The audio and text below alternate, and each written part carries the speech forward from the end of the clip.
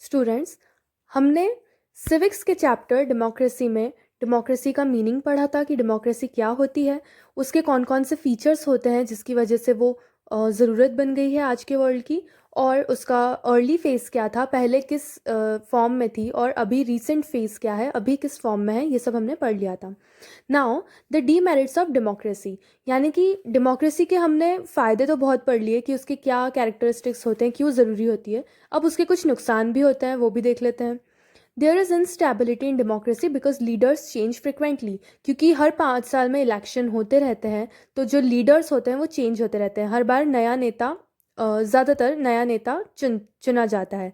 तो इसकी वजह से डेमोक्रेसी में इंस्टेबिलिटी होती है, क्योंकि चेंज होते जाते हैं लीडर्स। और डेमोक्रेसी में कोई मोरालिटी नहीं होती है, क्योंकि बहुत ज़्यादा कंपटीशन होता है पॉलिटिकल पार्टीज़ में भी और लीडर्स में भी। तो इसलिए जो पॉलिटिकल लीडर्स होते हैं, जो राजनेता होते हैं, वो मनी और मसल पावर यानी कि पैसों से और मसल पावर यानी कि ताकत से, हिंसा से जीतने की कोशिश करते हैं। There is too much corruption in democratic countries, democratic countries में बहुत ज़्यादा करप्शन होता है। इसके अलावा जो इलेक्टेड लीडर्स होते हैं, जिन लीडर्स को, जिन नेताओं को लोग चुनते हैं, उनको कई बार ऐसा होता है कि उन लीडर्स को लोगों की प्रॉब्लम्स के बारे में आइडिया नहीं होता है, तो इस चक्कर में वो गलत डिसीजन ले लेते हैं। There is too much delay in decision making process, democracy जो होती है उसमें जो डिसीजन मेकिंग की जो प्रोसेस होती है, किसी भी चीज़ पर डिसीजन लेना होता है तो उसमें बहुत ज़्यादा डिले होता है, बहुत ज़्यादा टाइम लगता है, क्योंकि बहुत सारे लोग होते हैं जो डिसीजन मेकिंग प्रोसेस में पार्टिसिपेट करते हैं, तो सबका अलग अलग व्यू होता है, इस कारण से बहुत ज़्यादा डिले होता है। डेमोक्रेटिक कंट्रीज़ में बहुत सारी प्रॉब्लम्स होती हैं, जैसे कि पॉवर्टी यानी गरीबी, इलिटरेसी यानी लोगों का अनपढ़ होना, अनएम्प्लॉयमेंट यानी लोगों को काम न मिलना, रोज़गार न मिलना, ओवर पॉपुलेशन यानी ज़्यादा पॉपुलेशन होना, ज़्यादा लोग होना, और पॉल्यूशन एट्सेट्रा यानी कि प्रदूषण। तो ये प्रॉब्लम्स होती हैं डेमोक्रेटिक कंट्रीज़ में। Now different systems of government that exist in the world today, आज के टाइम के वर्ल्ड में कौन कौन से अलग अलग सिस्टम्स हैं गवर्नमेंट के, सरकार के, जो एग्जिस्ट करते हैं, जो होते हैं अलग अलग कंट्रीज़ में। तो first is dictatorial form of government. Dictatorial form of government में ऑर्डिनरी सिटीजन्स यानी जो आम लोग होते हैं, उनको डिसीजन मेकिंग प्रोसेस में कुछ भी कहने का हक नहीं होता है। इसके अलावा जो एब्सोल्यूट पावर होती है, यानी कि जो हेड होता है कंट्री का, जो सबसे बड़ा मुखिया होता है, उसके हाथ में एब्सोल्यूट पावर होती है, सबसे ज़्यादा ताकत उसके हाथ में होती है। और डिक्टेटरशिप जो होती है वो अलग अलग टाइप्स की होती है। First is absolute monarchy. Absolute monarchy में पावर्स जो होती हैं, सारी की सारी पावर्स एक सिंगल किंग के हाथ में होती है, एक राजा के हाथ में होती है। Second is fascism. फैसिज्म में पावर जो होती है वो one man one party rule में होती है, यानी कि पूरी कंट्री में सिर्फ एक ही पार्टी होती है, एक ही पॉलिटिकल पार्टी होती है, और उस पार्टी का जो लीडर होता है उसके हाथ में सारी पावर्स होती है।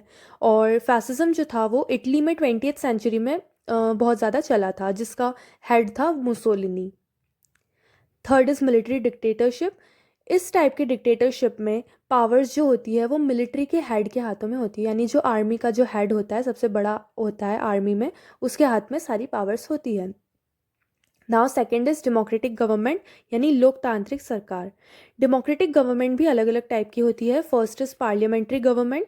पार्लियामेंट्री गवर्नमेंट में प्रेसिडेंट जो होता है, यानी जो राष्ट्रपति होता है, वो नॉमिनल हेड होता है, और जो गवर्नमेंट का रियल हेड होता है वो होता है प्राइम मिनिस्टर यानी प्रधानमंत्री। प्रेसिडेंट को लोग डायरेक्ट इलेक्ट नहीं करते हैं, बल्कि लोगों के द्वारा इलेक्ट किए गए जो नेता होते हैं वो ही प्रेसिडेंट को इलेक्ट करते हैं, तो इनडायरेक्टली लोग उन्हें इलेक्ट करते हैं। द एग्जीक्यूटिव और the council of ministers is a part of legislature, यानी कि जो एग्जीक्यूटिव या फिर जो काउंसिल ऑफ मिनिस्टर्स होते हैं, जो मंत्रिमंडल होता है, जो सलाह देने में काम आता है, वो लेजिस्लेचर का ही पार्ट होते हैं या फिर पार्लियामेंट का पार्ट होते हैं, क्योंकि वो सभी पार्लियामेंट के भी मेंबर्स होते हैं।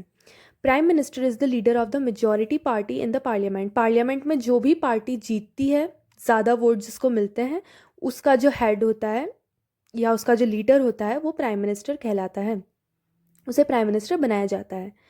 पार्लियामेंट को फुल कंट्रोल होता है गवर्नमेंट के ऊपर, मतलब गवर्नमेंट के ऊपर वो कंट्रोल रखती है पार्लियामेंट, और जो प्राइम मिनिस्टर और जो उसका मंत्रिमंडल होता है, काउंसिल ऑफ मिनिस्टर्स होता है, वो जो कुछ भी काम करते हैं उसका जवाब उनको पार्लियामेंट में जाकर देना होता है। इस टाइप की जो गवर्नमेंट है, पार्लियामेंट्री फॉर्म ऑफ गवर्नमेंट, उसका अच्छा एग्जाम्पल हमारी कंट्री इंडिया है। यहाँ पर पार्लियामेंट्री फॉर्म ऑफ गवर्नमेंट है। Presidential government, presidential form of government में जो प्रेसिडेंट होता है वो नॉमिनल हेड और रियल हेड दोनों टाइप का हेड होता है कंट्री का। यानी कि ऐसी कंट्री में कोई प्राइम मिनिस्टर नहीं होता है, सिर्फ प्रेसिडेंट ही होता है। और ये जो प्रेसिडेंट होता है इसको लोग डायरेक्टली इलेक्ट करते हैं, डायरेक्ट इसको वोट देते हैं। जो एग्जीक्यूटिव होता है वो लेजिस्लेचर का पार्ट नहीं होता है। प्रेसिडेंट और उसके जो सेक्रेटरीज होते हैं वो भी लेजिस्लेचर के मेंबर्स नहीं होते हैं। प्रेसिडेंट ज़रूरी नहीं है कि जिस पार्टी को मेजॉरिटी से वोट मिले, यानी जिस पार्टी को ज़्यादा वोट मिले उसी का जो कोई मेंबर होगा वो प्रेसिडेंट होगा, ऐसा ज़रूरी नहीं है। वो किसी और को भी बना सकते हैं। और प्रेसिडेंट को उसका जो टेन्योर होता है, उसका जो कार्यकाल होता है, काम करने का टाइम होता है, उससे पहले बहुत आसानी से नहीं हटाया जा सकता। इस टाइप की गवर्नमेंट की का एग्जाम्पल है अमेरिका यानी यूएसए। यहाँ पर प्रेसिडेंशियल गवर्नमेंट है, यहाँ पर प्राइम मिनिस्टर नहीं होता है। Third is unitary form of government. ये एक ऐसा सिस्टम है गवर्नमेंट का जहाँ पर सेंटर को स्टेट से ज़्यादा पावर दी जाती है, यानी जो राज्य होते हैं उससे ज़्यादा पावर केंद्र के पास होती है। जितने भी डिसीजंस होते हैं इस टाइप की गवर्नमेंट में वो सेंट्रल गवर्नमेंट ही लेती है।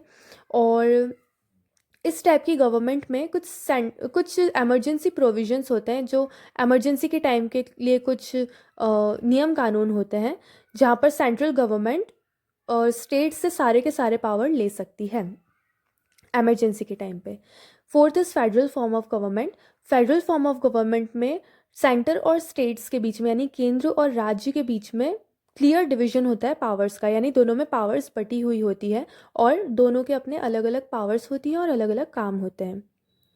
तो ऐसे टाइप की गवर्नमेंट में एक इंडिपेंडेंट जुडिशियरी होती है, एक न्यायपालिका होती है, ताकि अगर सेंटर और स्टेट के बीच में कोई डिस्प्यूट हो जाए, कुछ किसी बात को लेकर झगड़ा हो जाए, तो उसको सेटल करने के लिए जुडिशियरी काम करती है। सेंटर और स्टेट्स दोनों को ही पावर्स कॉन्स्टिट्यूशन, जो कि लिखा हुआ कॉन्स्टिट्यूशन होता है, उसमें से मिलती है, यानी उनकी जो पावर्स होती हैं वो कॉन्स्टिट्यूशन में लिखी होती हैं। So these were the 4 types of government that exist in the world today.